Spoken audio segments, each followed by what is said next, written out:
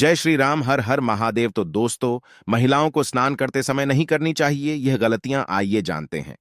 बाबा के ज्ञान के माध्यम से वर्तमान जिंदगी में महिलाएं बिना नहाए कई तरह के काम कर लेती हैं, लेकिन कुछ ऐसे काम हैं जिनको बिना नहाए नहीं करना चाहिए। वास्तव में केवल घर की दिशाओं का ही नहीं, बल्कि हमारी रोजाना की दिनचर्या से जुड़ी बातों का भी खास महत्व बताया गया है।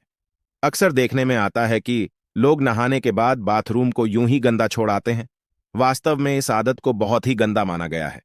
यही नहीं, नहाते समय हम में से कुछ लोग और भी गलतियां करते हैं, जो कि वास्तु के हिसाब से बहुत ही दोषपूर्ण मानी गई है। आइए आपको बताते हैं ऐसी ही गलतियों के बारे में जो आपको नहीं करनी चाहिए। कुछ लोगों की यह आदत होती है कि कपड़े पहनकर स्नान करते हैं और नहाने के बाद गीले कपड़े बाथरूम में यूं ही छोड़कर चले आते हैं। अगर आप भी ऐसा करते हैं तो इस आदत को एकदम छोड़ दें।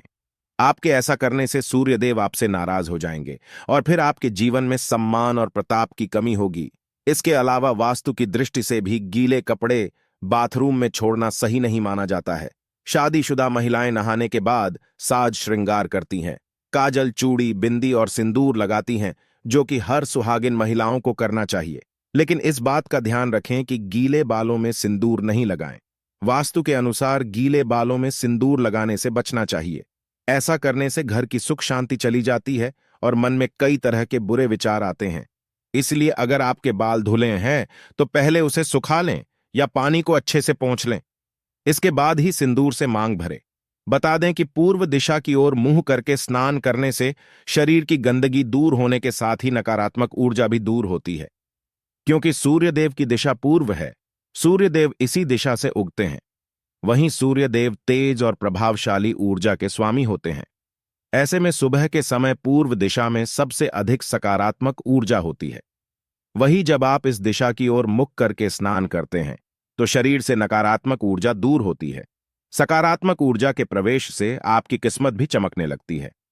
वास्तुशास्त्र के मुताबिक बाथरूम और टॉयलेट को कभी एक साथ अटैच करके नहीं बनवाना चाहिए।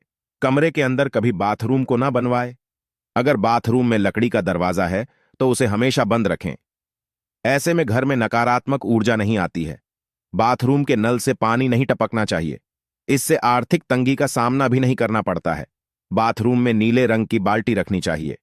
वास्तु के हिसाब से नीला रंग शुभ भाग्य का वाहक होता है। नहाते समय एक बात ध्यान रखनी चाहिए कि सीधे सिर पर ठंडा पानी न डालें। अगर कोई स्त्री मुनि स्नान करती है, यानी कि सुबह के 4 से 5 बजे के बीच नहाती है, तो इससे घर में सुख सुविधा बनी रहती है। इसके अलावा बल और आरोग्य की प्राप्ति होती है, इसलिए स्त्रियों के लिए मुनि स्नान करना अच्छा माना जाता है। अगर स्त्रियां चाहे तो 6 से 7 बजे के बीच भी नहा सकती है। इस समय को मानव स्नान कहा जाता है। अगर आप इस समय स्नान करते हैं तो आपको सफलता की प्राप्ति होती है। साथ साथ आपके परिवार में शांति बनी रहती है। इस प्रकार से स्त्रियां 4 बजे से लेकर 7 बजे के बीच कभी भी नहा सकती है। स्त्रियों के नहाने के लिए यह समय शुभ माना जाता है। सुबह के 7 बजे के बाद घर की स्त्रियों को नहीं नहाना चाहिए। अगर स्त्रियां 7 बजे के बाद नहाती है तो इसे राक्षसी स्नान माना जाता है। इससे घर में दरिद्रता, धनहानि, कलह आदि होते हैं।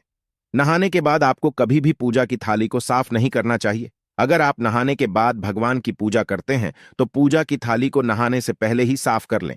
नहाने के बाद अगर आप अशुद्ध पूजा की थाली को छूते हैं, इससे आप भी अशुद्ध हो जाते हैं। इसलिए नहाने के बाद कभी भी पूजा की थाली को साफ नहीं करना चाहिए।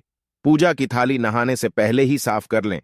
नहाने के क्रम में जिन बातों का ख्याल जरूर रखा जाना चाहिए, आगे उन बातों की चर्चा की गई है। शास्त्रों में कहा गया है कि सुबह स्नान करने से पाप का नाश होता है और पुण्य मिलता है।